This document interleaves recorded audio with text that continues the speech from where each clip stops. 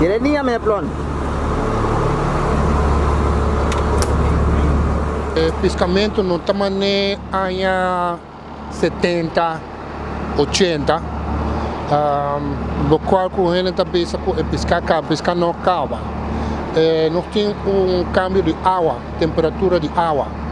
Então, aceita põe que pescando não está bem constante. Nossa água vira roupa quente. Está 86, 85 graus. Então, muito quente para roupa pescar. Pero assim mesmo, na rua não está sacando pescar, só não está contente. Não está bom. Mas começar a pescar de verdade mesmo, para mim mesmo, de ano 69, 73. E aí me estava roupa estreita no pescamento. Então, o tempo é me acostumar com ele, então ainda me está com ele.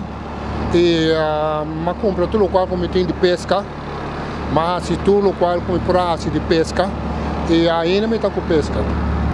Começar a conhecer pecuda, tu ainda conhecer, mulata, dourado, tuna, conofetes, carite, ovo boio, pargo, mero, jampau, sabonete, roupa, só de pescar nós tem. Pero es un conosta más, con el pargo, corá e el jampau. Se aí te pescar com nós tá move mais tribaruba com ele. Essa roupa ainda também pescar com nós e por uma coisa não quer pescar grande. O turrene que subi em bordo que pesca quer pescar grande, pero não turrene por pescar grande. So, lo qual me está pensando bel tribal best, hasibo best, pero pescar grande, vou ter de pescar roupa para borrar. Não está fácil assim para borrar pescar grande.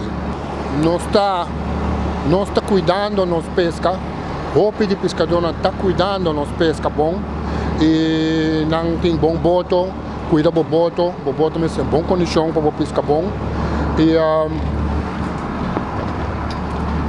boto que aí passa aí, pero esse aí também está cometendo safety first, a minha atrás roupa e riba safety, então eu quero pensar em aqui ainda.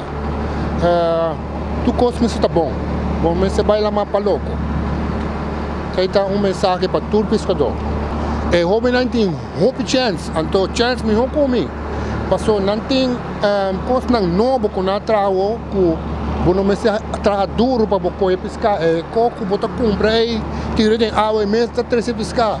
Nós tempo nós me marahas não tem nada. Marahas com anzué, só não tem nada. Para o tem tudo sorte de coisas. So não tem roupa e bom chance e vai bem. É coisas mais adultas mesmo. Está quita tu problema foi boa cabeça, ora botar na lama, botar sentir bom, ora botar pescando.